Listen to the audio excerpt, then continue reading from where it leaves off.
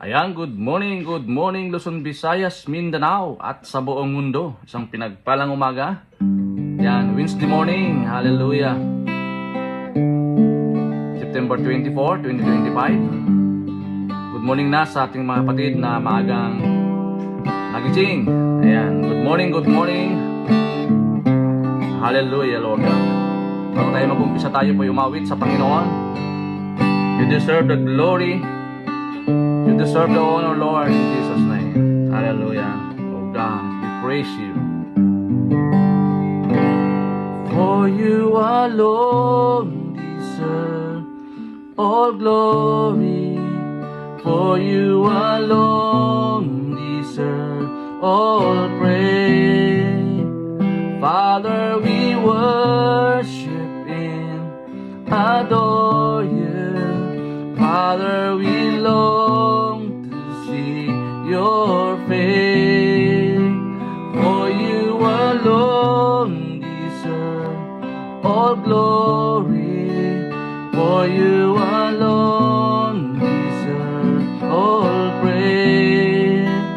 Father, we love you and we worship you this day. You deserve the glory. You deserve the honor, Lord.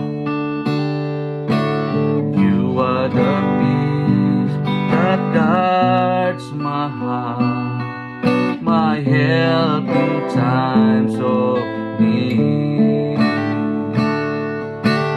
You are the hope that leads me home and bring me to my knees. For there I find you waiting, and there I find you lead. So with all my heart I'll worship, and unto you I sing. For you alone deserve all glory. For you alone deserve all praise. Father, we worship and adore you. Father, we long to see your face. For you alone deserve all glory. For you alone deserve all praise. Father, we love you and we worship you this day. Father, we love you. Father, we love you and we worship you this day. Yes, you are. Father, we love you and we worship you this day.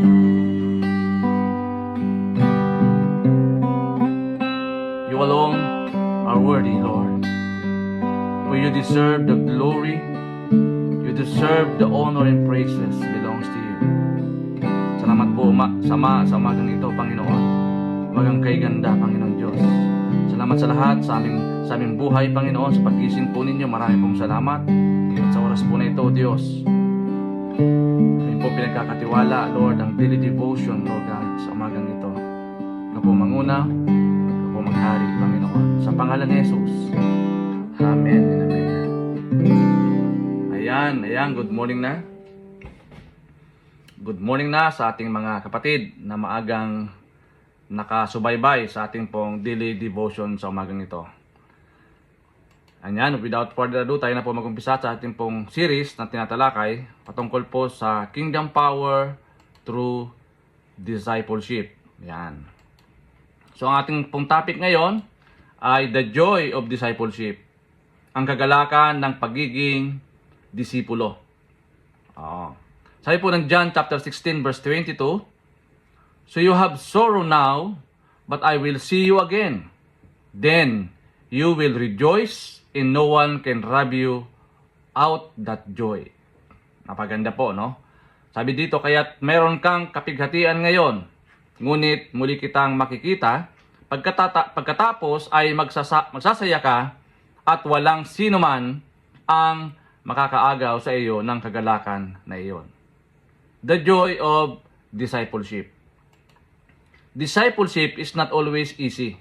Ayan. It involves sacrifice, trials, and even rejection. But Jesus promises a joy that the world cannot give or take away. This joy flows from His presence, His word, and the hope of eternal life. Unlike worldly happiness, which depends on circumstances, the disciples' joy is secure in Christ. Wow, napaganda, no? Napangako ng Panginoon. Choose joy in Christ no matter what you face. Your trials may bring tears for a moment, but your joy in the Lord will last forever. A joyful disciple is a powerful witness to the world. Kaya nga, ito po ang nakikita sa atin, no? Na kahit na may mga pagsubok, may mga hardship sa buhay, naroon pa rin yung joy. No? Nagkakaroon pa rin tayo ng kagalakan. Ngumingiti pa rin tayo sa kabila ng mga pagsubok, mga kapatid. Kaya sabi nga dito, choose joy no matter what you face. Diba? Alam naman natin na ang mga bagay nito panandalian lamang, hindi siya magtatagal. Dahil ang plano po ng Panginoon sa atin ay maranasan natin ang tunay na kagalakan na nagmumula sa Panginoon. Discipleship is not limited to what you can comprehend. It must transcend all comprehension, plunge into the deep waters beyond your own comprehension, and I will help you to comprehend even as I do. Kaya lang natin sinasabi na salvation is free, but discipleship costs everything we have. Meron talagang kakibat na sakripisyo, mga pagsunod sa Panginoon. Pero ang maganda po dito, sabi dito, ay merong kagalakan tayo sa paglilingkod sa Panginoon. There is joy in following Jesus. Ano pong puntos natin mga kapatid sa umagang ito? Number one, joy in discipleship is rooted in Christ, not circumstances. Ang kagalakan sa pagiging disipulo ay nakaugat kay Kristo. Sabi kaugat, rooted, hindi sa mga pangyayari. Alam naman natin na si Lord ang may kontrol ng lahat ng bagay at di niya ipapahintulot yan sa atin. Beyond our capability, mga kapatid. Siya po ang may control. Alam niya yung kapasidad natin para ma-handle, mapagtagumpayan yung mga trials na ito. Kaya nga napakalaga yung joy, no, mga kapatid. Sa Philippians chapter 4 verse 4, sabi ni Paul, always be full of joy in the Lord. Is I see again, rejoice. Laging maging puno ng kagalakan sa Panginoon. Muli kong sinasabi, magsaya ka. Diba? Always be full of joy in the Lord. Kaya hindi dapat malimitahan, no, ng mga sirkumstansya yung ating pong pagsunod sa Panginoon, paglilingkod sa Panginoon. The joy in discipleship is rooted in Christ, not circumstances. Yeah. Number 2, joy comes from fellowship with God. Yan. Ang kagalakan ay nagmumula sa pakikipag-fellowship o pakikisama, pakikisalamuha sa ating Panginoon. Sabi po ni David sa Psalm 16:11, you will show me the way of life, granting me the joy of your presence and the pleasures of living with you forever. Napaganda, no? Ipapakita mo sa akin ang paraan ng pamumuhay na ibibigay sa akin ang kagalakan ng inyong presensya at ang mga kasiyahang mabuhay kasama ka magpakailanpaman. Ito po yung ating assurance, kagalakan, mga kapatid, na kasama natin ang Panginoon sa lahat ng ating mga battle sa buhay. Kaya nga, meron tayong kagalakan na nagmumula sa Panginoon dahil kasama natin ang Diyos. And number 3, true joy is unshakable and eternal. Ang tunay na kagalakan ay hindi natitinag at walang hanggan. No? Unshakable and eternal. Kaya sabi po ni Peter sa 1 Peter chapter 1 verse 8 to 9, you love Him even though you have never seen Him. Though you do not see Him now, you trust Him, and you rejoice with a glorious, inexpressible joy. The reward for trusting Him will be the salvation of your soul. Na kahit nga, sabi niya, kahit na hindi natin nakikita ang ating pong Panginoon, pero tayo po ay nananampalataya, naniniwala ng Kanyang kapangyarihan, naniniwala tayo sa Kanyang kabutihan. Di ba? Kaya nga, we live by faith and not by sight. Oo. Kahit hindi mo siya nakikita ngayon, nagtitiwala ka sa Kanya, at ikaw ay nagagalak na may maluwalhati, hindi may paliwanag ng kagalakan. Kaya minsan, hindi natin may paliwanag, no? Yung kagalakan. Oo. Ang gantimpala sa pagtitiwala sa Kanya ay ang kaligtasan ng inyong mga kaluluwa. Meron kasing patutunguhan talaga ito, mga kapatid. Yung kaligtasan ng ating pong kaluluwa. Oo. Napaka-importante na malaman natin ito. At maranasan natin yung tunay na kagalakan na hindi natitinag at walang hanggan. Wow. So, paano natin i-apply ang mga bagay na ito, mga kapatid? Number 1, walk daily with Jesus. Napaka-importante ito, malaman natin na lumakad tayo araw-araw na kasama si Jesus. Oo. Huwag natin siyang iwanan o kalimutan. Tanda natin na kapag tayo ay lumalakad araw-araw, dapat kasama natin si Jesus.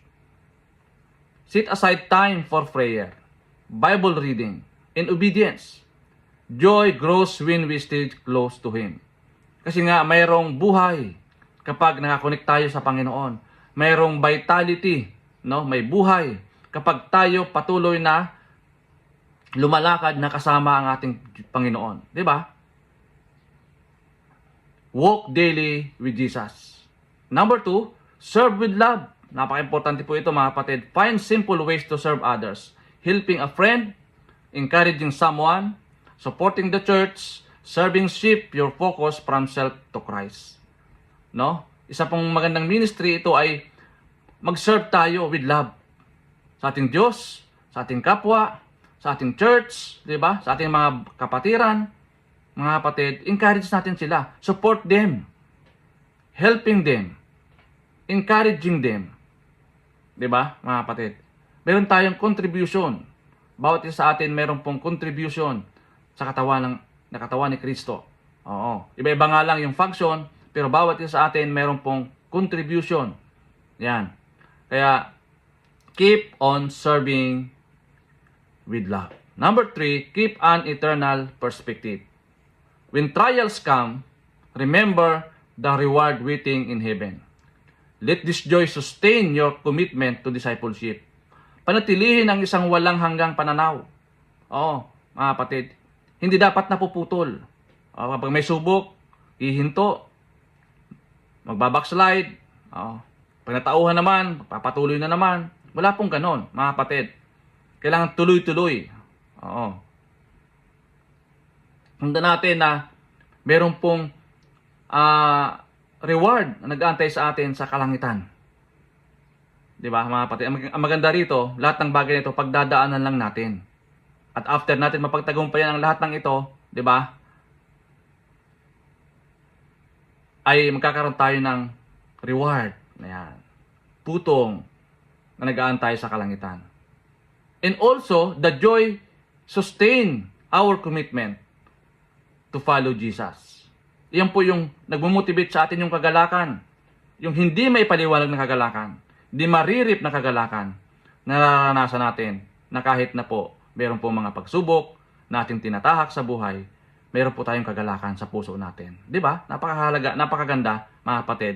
Sa tuwing tayo po lumalakad sa araw-araw, kasama natin ang Panginoon, naglilingkod tayo na mayroong pagmamahal, at nanatili ang ating kasayahan na mayroon pong reward. Hallelujah. Sa pangalan po ni Jesus. Yan. So, as a question to consider, Sabi dito, do I find my true joy in following Jesus, or am I still seeking happiness in temporary things? Mga kapatid.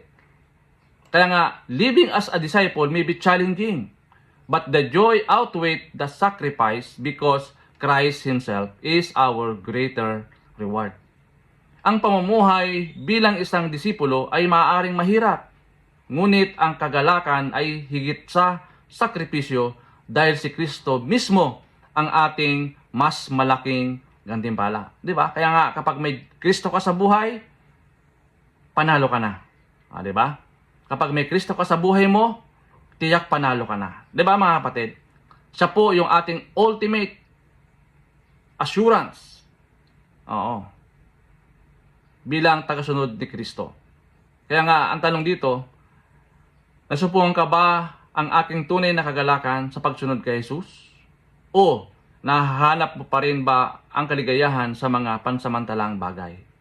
Ikaw po ba ay patuloy pa rin na nananangan doon sa mga temporary things sa buhay mo, or nakatuon ka doon sa mga pangako ng Diyos sa pangwalang hanggan? Tandaan natin na there is joy in following Jesus. There is joy in discipleship, mga kapatid. Hindi ito boring. Diba na sinasabi ng karamihan? There is joy in discipleship. Lord, salamat po sa umagang ito. Tunay na minsan pa, muli mo kaming ni-remind, Panginoon, there is joy in following you. Lord, help me to follow you without recitation, without reservation, Lord God. Thank you for entrusting me with the mission to make disciples. Give me courage to share the gospel, patience, to teach others in a heart that reflects your love. Help me to live faithfully so others may see you in me. In Jesus' name. Amen. Yan. Purihin po ang Panginoon sa umagang ito. Dakilanan ang kanyang pangalan. Samahan tayo ng Panginoon sa maghapon. I-direct tayo ng Diyos sa lahat ng ating gagawin. Magawin tayong mabunga, maunlad, mapayapa, masaya, maligaya sa lahat ng bagay. At samahan tayo ng Panginoon sa maghapon. Lord, truly, apart from you, we are nothing, Lord. Kaya naman, sa araw po na ito, Panginoon, muli namin pong pinagkakatiwala ang aming pong mga buhay, ang aming mga sarili, ang aming pong pamilya, ang aming pong mga trabaho, ang mga pag-aaral, ang aming mga anak, Lord. Ikaw po manguna sa amin, Panginoon. Lord, bless this day that you have made, and we will rejoice and be glad in it. Alahain mo din po ang mga kapatid, Lord, na meron pong mga pinagdadaan na ngayong karamdaman, Lord. Touch their lives, Lord God. Ipadali mo po ang kagalingan na nagmumula sa inyo. Hallelujah, in Jesus' name. Salamat, pinupuri ka namin, Lord. Pinasalamatan sa araw na ito. Sa iyo lamang, Lord, lahat ng papuri, pagluwalhati sa pangalan ni Jesus. Amen and amen. God bless mga kapatid. To God be all the glory.